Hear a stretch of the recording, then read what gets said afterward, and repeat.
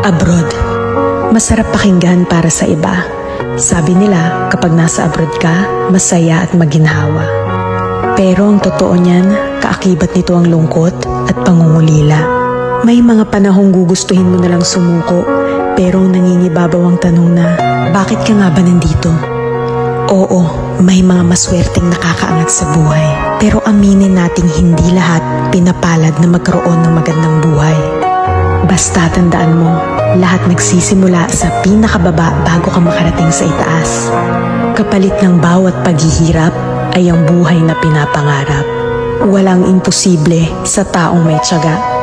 Magugulat ka na lang, napalitan na ang mga salitang pagod na ako ng buti na lang hindi ako sumuko.